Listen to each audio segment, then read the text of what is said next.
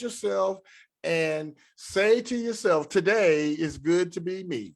And then after that, every day is good to be me.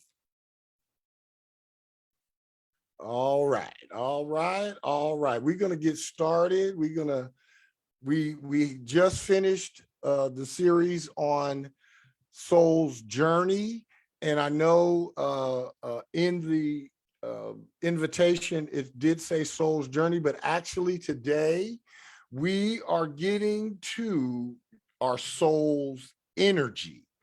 Now, other numerologists have called this your birth force. I call it, and I've titled it, your soul's energy, because it is what drives the soul. It is what pushes the soul. It is what directs the soul, sometimes subtly, sometimes not so subtle. So for mastered self numerology, this is your soul's energy. For any other numerology you've been exposed to, it is your birth force. So today we are getting an understanding of our soul's energy number. If you want to write it down, this is your birth force. It is your character, and it is your natural talents and abilities. If you want to boil it down to just the pot liquor left in it, no more neck bones, no more greens in the pot, it's just the water. It's your birth force. It's your character and your natural talents and abilities. Anybody want to mention anything that they already know about their soul's energy or their birth force? Or anybody want to share anything about their birth force or what you might know about your birth force or your soul energy before we get into the lesson? Anyone? I'll go. I'm a 7, right? Absolutely. Okay, I did know that. So yes, as a 7, I can promise you I am a little aloof. I'm a seeker of knowledge. I'm a heavy thinker. Science is very intriguing to me. I did say I was aloof. Those are just a few things that come to my mind. Oh, and super spiritual, always seeking higher knowledge. Absolutely. Absolutely. Absolutely. And prefer the company of myself. Absolutely. Absolutely. You guys will see that the numbers never lie and they do not change. So whatever the attributes of 1 through 9, there are going to be attributes in your soul's energy / birth force. Your numbers never lie, and you never live a lie of a number. Does that make sense? Your numbers never lie. And we as people, we don't make the numbers lie either. We live out these numbers. Thank you for that, Victorious. Thank you for that. All right, I wanted to, before we start getting into the specific numbers, I just want to touch briefly on what your soul's energy number is and what it truly, truly, truly means to each of us. So to figure your soul's energy number, to figure your birth force is very simple. You add up the month, day, and 4-digit number year of your birth. So the month you were born, the day you're born, the year you're born, you add that up, you add up the months. Okay, I'm going to give you mine. I don't care about these folks knowing my information. It's already out on the public domain anyway. I was born in February. That's the 2nd month. So that's a 2. I was born on the 9th day of February. So that's a 9. So 2 plus 9 is 11. So that's a 2. And I was born in the year of 1963. So 1 plus 9 is 10. 6 plus 3 is 9. 10 and 9 is 19. It's a 19-10-1. So I have a 2, a 9, and a 1. Quick math, that's 12. So my soul's energy is a 12-3. Was that, did that make sense? Did I go too fast? Anybody want me to repeat that again? Yeah, excuse me. Yeah, if you could, I got the 6 and the 28.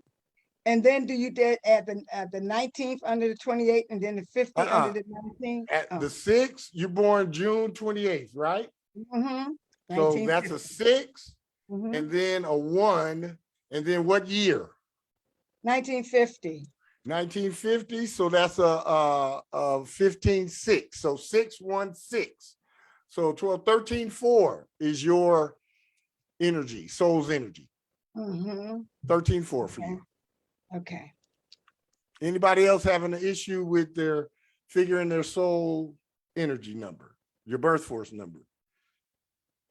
All right. All right. So that is the number that is the subtle driving force in your life. And that is the number that has all of your natural talents and abilities embedded and encoded inside of it. We're going to get to all of that in a minute. We'll get to that in a minute. So everybody good with how to figure your soul energy number? Everybody's got it. All right. All right. We'll begin. During our pursuit of purpose and place, and let me explain what I mean by that. When we each come out of the portal, out of our mother's portal, we begin our pursuit. We are in pursuit of our purpose, and we begin our pursuit of finding our place, our purpose and place on this rock in 3D. So during our pursuit of purpose and place, and that pursuit can take some, they will not find out their purpose until right before they die. I have a saying, and I heard this from somebody else. I can't take credit for it, but I'm going to say it in the way that I said. I can take credit for saying it like this. Everybody is going to awaken and ascend and expand. Some folks just do it with their last breath in the incarnation. So during our pursuit of purpose and place, however long it takes each of us to find both, we go through the futile exercise of force-fitting ourselves into society's predefined roles. And it's been something that each and every one of us on this call have dealt with and overcome, or we are still dealing with it on some level or another. You guys get what I'm saying? During our pursuit of purpose, during your pursuit of your purpose, when you are sitting there and you're meditating and you're in quiet contemplation and you're asking God, or you're asking a higher self, or you're asking the cosmos, whatever, or whoever it is that you are communicating with, you're asking them, what is your purpose here and where do I fit?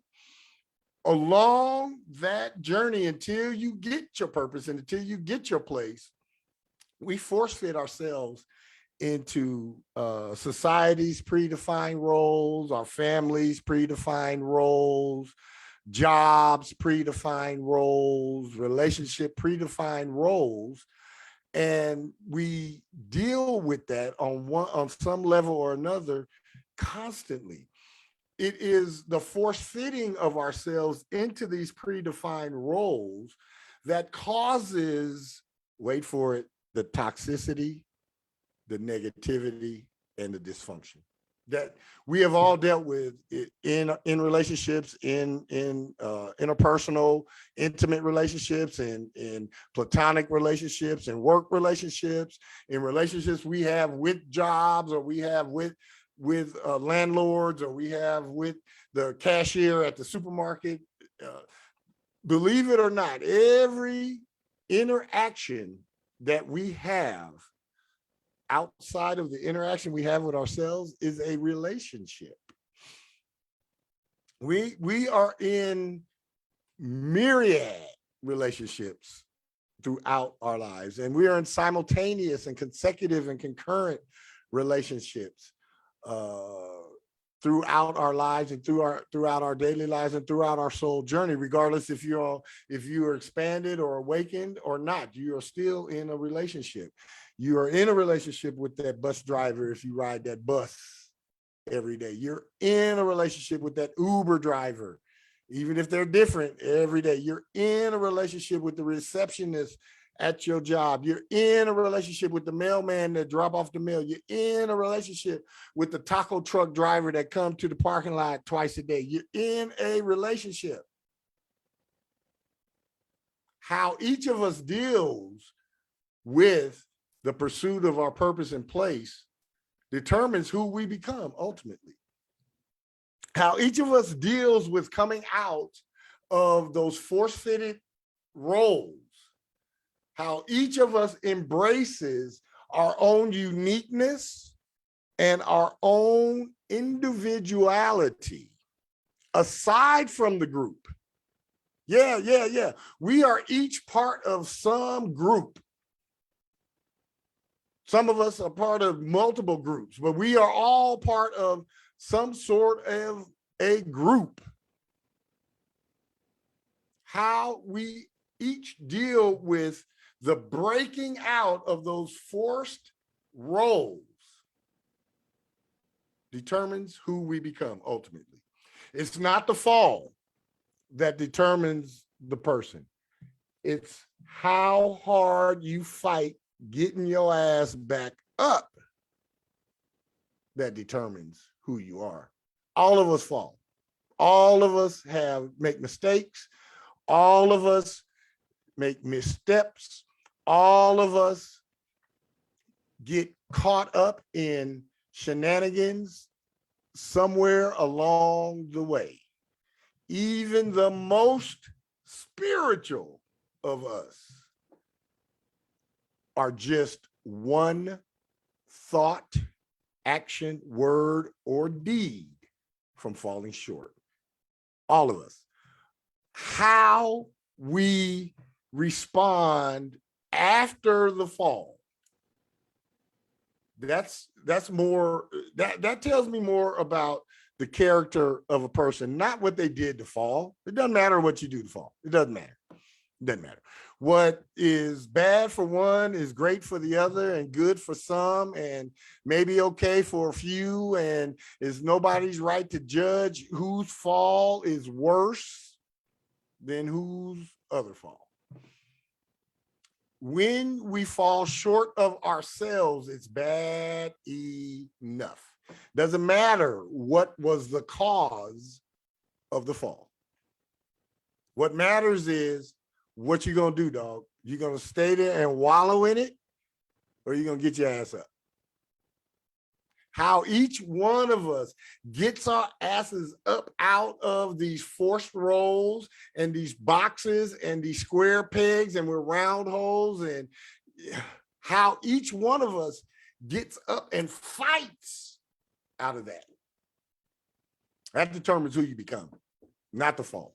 Not the fall. There are many things that are designed to trip us up.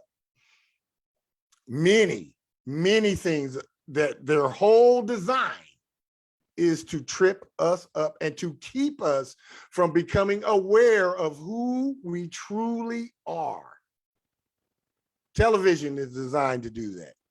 The entertainment that outside of the television is designed to do that. All the pursuit of this material shit that we all got is designed to do that.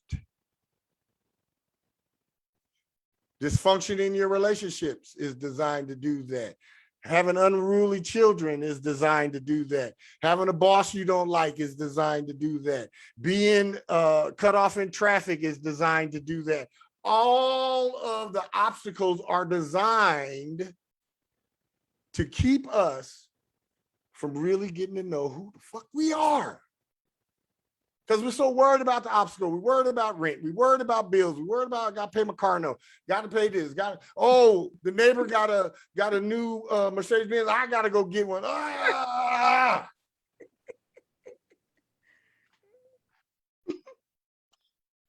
How each of us deals with coming out of that madness, that determines who we become. Ultimately. Any comments, any questions about this part? Yes, Victorious, please share. I'm so happy you're talking about this because I'm noticing like my ability to recover from situations are a lot faster, but I've also like increased my spiritual practices. But prior to that, like I had a really bad experience in corporate America.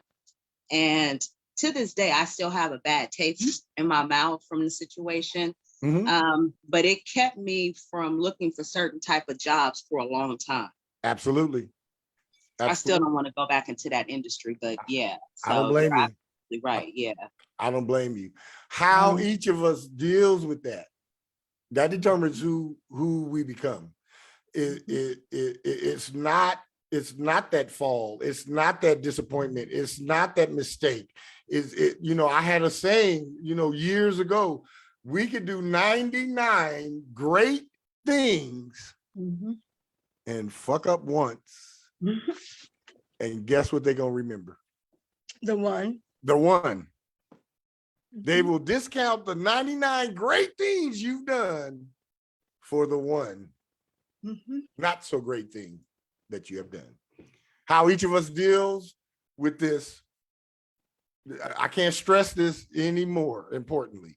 How each one of us deals with coming out of those predefined roles determines who we become.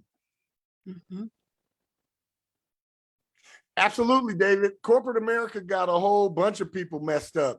Got people thinking that they equipped to do thus and such and don't bit more need to have a job at a gas station, let alone in somebody's office. You are definitely correct about that. Definitely correct. And I found in corporate America, it was much more about if you knew somebody than what you knew. It really didn't matter what it meant. It really didn't have no bearing on what you knew. It was more about you could get a job if you knew the hiring manager. It didn't matter the damn if you knew what the job was about.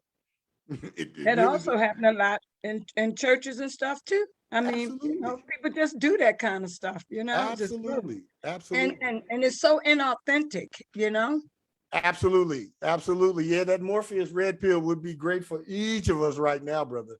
You are definitely on one today about that. Thank you for chiming in the chat, brother David. All right. Let's see. So how each of us deals with this determines who we become ultimately. Now, on the day that you were born, I want everybody to let this sink in because this is personal for each one of us on this call and anybody else who listens into this. On the day that you were born, a record of what you are like. Think about this now. Think about this. A record of what you are like, what you are naturally equipped with to make your way along your soul's journey, your natural talents, your natural ability, your character, and all of your past life heritages are embedded in your soul and activated by the numbers, by the sum numbers of the month, day, and year of your birth. Let's break that down a little bit. The day you was born, a record of everything about you.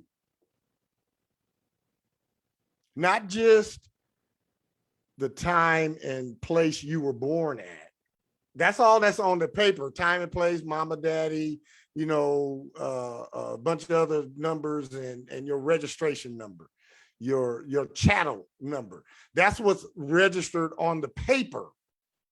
I'm talking cosmically. I'm talking a place that's got a little bit more authority than 3D. Cosmically, on the day you were born, at the exact time you were born, a record of what you are like. And think about this now. All of us on this call are a long way away from when we first broke the portal of our moms. Some of us 40, some of us 60 years away from that. However, everything that you were like from the portal opening until this very moment was recorded in the cosmos at the time you were born. At the same time that you were born, you, me, each one of us were automatically equipped with natural skills, natural talents, natural abilities, and the character of who you are right now, and every one of your past life heritages. That's some amazing shit that happened in that split second from the time that you break that portal. Everything about your entire existence, your likes, your dislikes, the good, the bad, the ugly, you know, all of that, what you're naturally good at, and what you're going to need to get along your soul's journey successfully. Natural talents, I'm talking all of your talents, your natural abilities, and your character in your past lives are all embedded in your soul and activated by the numbers in the month, day, and year of your birth. Ain't that amazing that at the time of birth, once the name and everything is recorded, we have a blueprint of success. Each one of us got a blueprint of success, and it's wrapped up in your name, and you know it immediately. It's known immediately. Once that paper is recorded, it's known. Had our parents known this and been able to communicate this to us, be able to teach us and guide us in just numerology. Had they known this and been able to value it, had it been a value to them, a lot of us got taught what the value to our parents were, and it's not doing us any good right now. Had this been known to them and they valued it, and they could have been able to effectively communicate this to us, all of the uncertainty and frivolous efforts on our parts and in our lives could have been avoided. All of those, oh, I think I'm good at this, I'm gonna try that, and I think I'm gonna, no. Mm-mm. I would not have had to have worked on covering up horse shit in the sun to figure out that me and manual labor wasn't related. I wouldn't have had to do that. I would have been guided into my natural talents and my natural abilities, and I would not have been wasting time, you know, in classes that I didn't need. I didn't need geography. It ain't my natural talent. I'm a natural mathematician. You can put me in the math. Just drown me over there. Put me in science. Put me in math.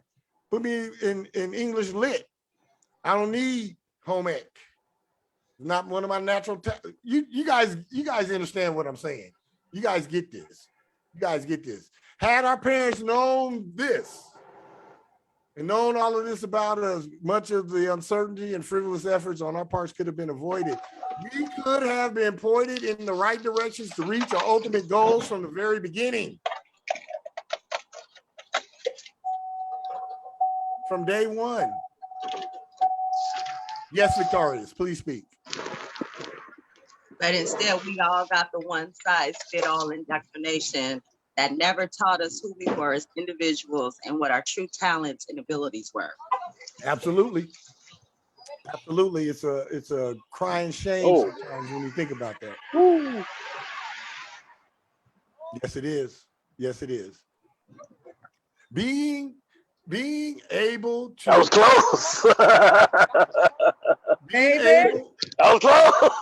David, can you turn your mic I on? got him, Vanda.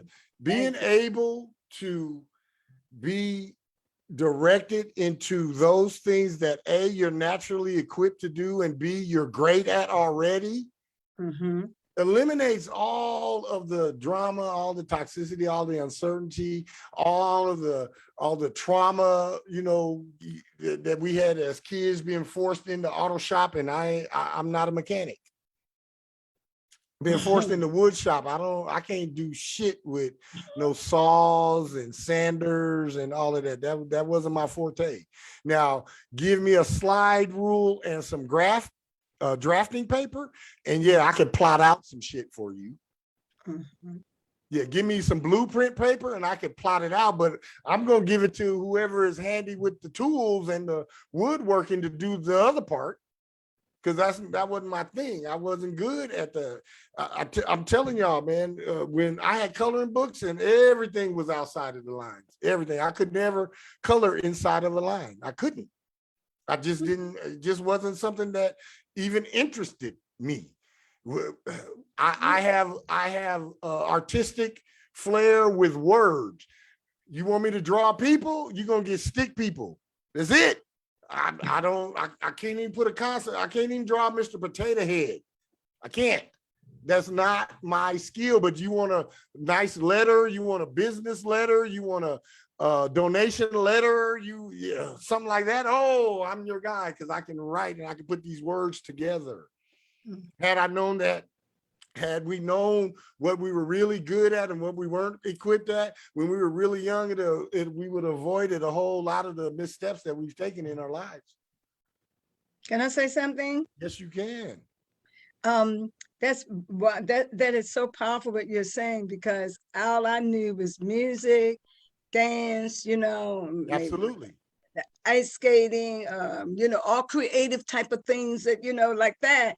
And then, you put me in this stuff with science. I'm not interested in dissecting a frog. I want nothing to do with cutting on them in the first place. Absolutely. Just things like that, and just had me. So I wasn't, the only good thing I was very good at was in English with writing, because that's one of my fortes, but you're right. It was just like a waste of time, huh? Absolutely. Absolutely. And it happens to each of us, because we are forced into indoctrination into a one-size-fits-all educational system. One size fits all. And I was speaking with someone the other day, and everybody don't have the same learning capacity or learning methods, and for each of us to be pushed into one size fit all educational system. That's the reason why America's educational system lags behind the countries that it does, is because no one thinks outside of the box. Everybody is put into this little bitty old box, and you're forced to stay in that box and conform. If you come out of there, they throw you in special ed class, or they just write you off. They just write you off. Successful. Entrepreneurially, endeavorally, vocationally, very, very, very, very, very successful. It tells you what you are really and truly like, what you are naturally suited for and naturally equipped for, and even with little or no training.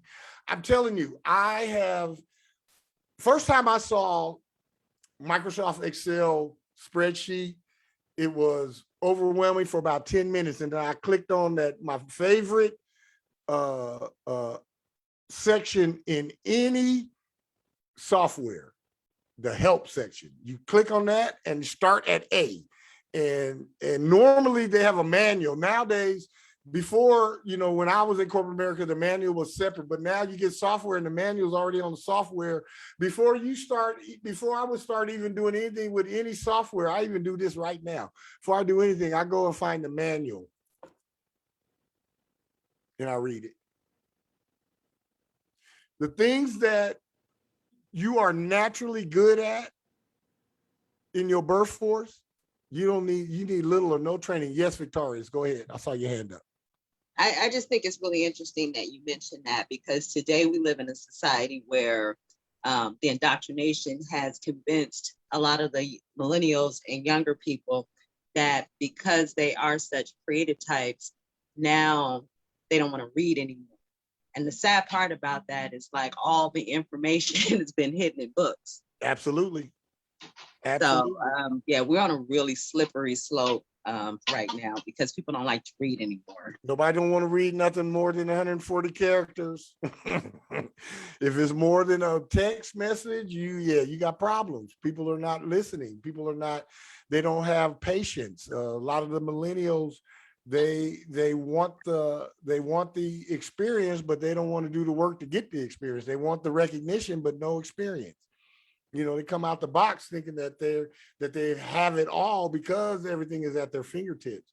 You know, we didn't have Google. We didn't have the internet. I didn't have, I had to go to a library. I didn't have Barnes and Noble. I didn't have Amazon books.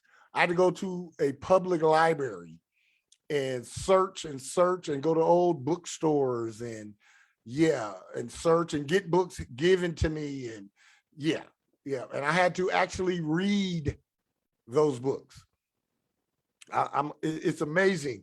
I got books right here sitting on my desk, and they're not going to read themselves to me. I have to read it. If I want to know what's inside of it, I have to open up that book and read it. I do. It is a source of power. The sum of your month, day, and year, your soul energy number.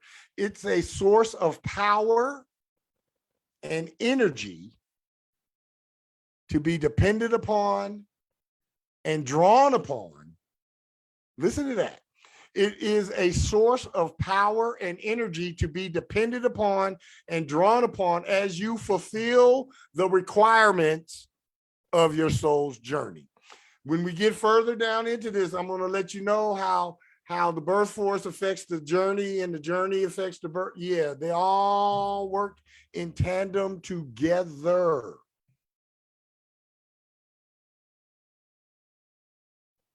It is a source of power and energy to be dependent upon and drawn upon as you fulfill the requirements of your soul journey as figured by your name at birth. Quite frankly, honestly, like I said, getting all of the pot liquor out of the pot. It's just the pot now. Your soul energy number, the sum of your month, day, and year of birth, it is who you are and what you have. Your soul journey is the path of life you're on.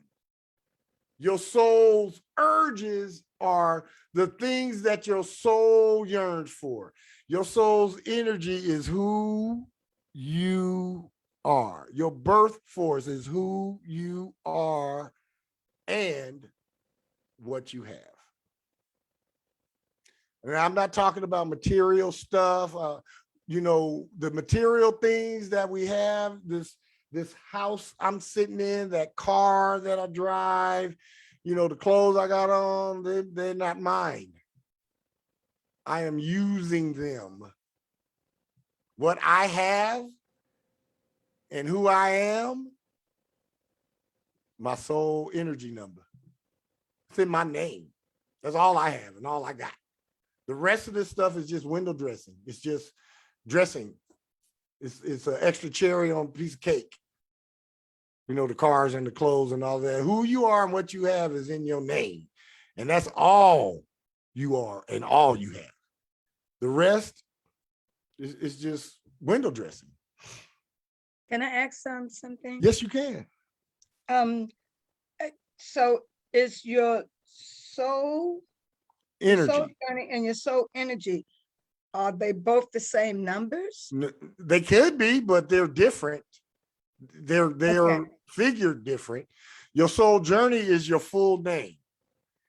Your Mine's is soul a 4. energy is your birth date. Mine's is a 4. What's your soul energy? 4. What's your soul journey? 4. Both of them are 4. That could happen. My soul journey is a 3. My soul energy is a 3. My soul urges is a 3. I'm very unique. I got 3, 3, 3. So yeah, they could be the same. Okay, just checking. Absolutely. Yeah, they could be the same. Absolutely. Anybody else got a comment, question? All right, we're gonna wrap it up with this then.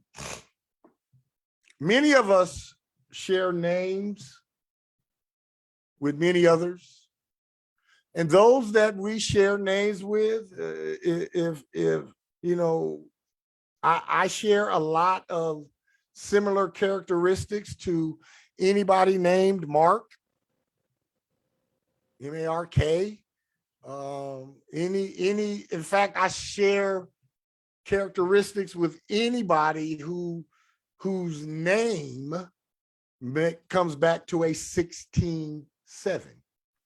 Carl comes back to a 16-7. L-E-L-L-E is a 16-7. Carla with a K is a 16-7. So anybody with my same name, Mark, or anybody with that 16-7, I'm going to have similar characteristics. You'll have similar characteristics with someone who shares your name. All Davids have similar characteristics. Yes, Victorious. I just had to share this because I've had a lot of bad experiences with Chris's. All Chris's, Christopher's, yep. Christine. Christine's, yep. They all have similar characteristics. Absolutely, absolutely. However, we have different talents, abilities, capabilities, and personal inclinations. I can meet somebody named Mark and we're going to think a little bit alike and have some of the similar things, but he's going to be different as I am, and we're going to have different talents and different abilities, different capabilities, different personal inclinations. It is the different soul's energy, the different birth force, the different birthday that accounts for this. Mm-hmm. Somebody can have your name, same exact name, like fathers and sons. A bunch of fathers and sons got the same name. Mm-hmm. They are playing out and on a same or similar soul's journey. But because they got a different birthday, they're going to be totally different. They're going to have some similarities because of that name and the soul's journey, yet they're going to be totally different because of the soul's energy, that birth force, that the birthday makes the change. Mm-hmm. Mm-hmm. Because we each are unique. This is the key to this today, you guys. Because we each are unique, it's very important to have confidence in yourself and your natural talents and abilities. Let me go back. Because we each are unique, because we each are individual, because we each are us and not them, because we each are me and not you. You guys feel me on this? You guys, because we are all individuals, it's very important to have confidence in yourself and in your natural talents and abilities. Knowing them, going through this class, you're going to know them. it's very important to have confidence in yourself and your natural abilities. Once this confidence becomes permanent for you, then you can confidently move forward with the work of your soul's journey, whatever that may be. You see, until we get confident in ourselves Mhm. and in what we're naturally equipped Mhm. and naturally suited to do, we are just going along our soul's journey for the ride. We're just going along. Once we get this knowledge and once we get confident in ourselves and our natural abilities, then, and it's permanent, then we can confidently move forward with the work of our soul's journey. Until then, we're just on the journey. We ain't doing shit. We're just on it. Mm. Whatever that work may be. Mhm. Any comments, any concerns, any questions about what we have covered today about understanding your soul's energy number? Are It you is- going to go through the soul energy numbers? Oh, yes, I'm going to go through 1 Okay, through it's an 9. introduction. This is the introduction. Yeah, I will go through 1 Okay. through 9, just like the soul's journey. And then Mhm. we'll get to the soul's urges. I mean, we got a lot. I got enough. Yeah, we'll be back here 3 days a week for years. Trust me. Trust me. Yeah, trust me. Great. Be here for years. I'm happy. Yeah. I got enough content to be on here. I could be on here 7 days a week, 365 days a year, and not repeat anything in 7.5 years. So much content I have. So we got a ways to go, you guys. We have a ways to go. Anybody else? Any comments? Any concerns about this or anything else we've covered so far?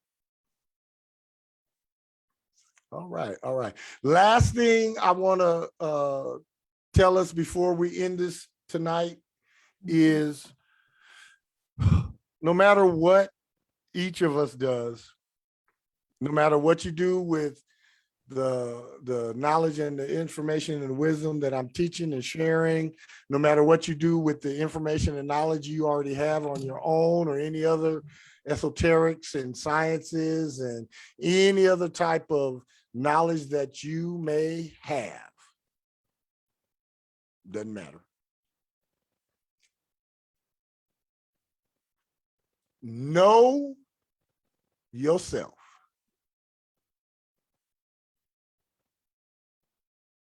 And dare to be what you incarnated to be. Mm. Think about that now. Know/get to know. Some of us know. Some of us need to get to know ourselves. Yeah, we got folks walking around 30, 40, 50, 60 years old, don't bit more know themselves from a can of paint.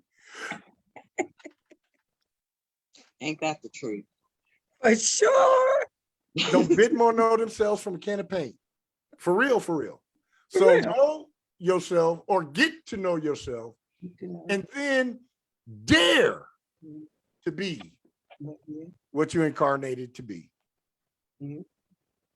I'm thankful and grateful for everyone to be here. This has been On the Sevens with Pythias B. Metatron, where we come to awaken, ascend, and expand. We do go through the 88 steps into your master self. And if you keep On the Sevens with Pythias B. Metatron a part of your soul's journey, I guarantee you somewhere along the way, your mastered self awaits you. I appreciate each and every one of you guys being here. I am not ever telling you guys goodbye forever. I am just saying goodbye for now. See you guys on the next class. Thank you. Bye. Love everybody. Bye-bye. Peace, everyone. Yes, blessings.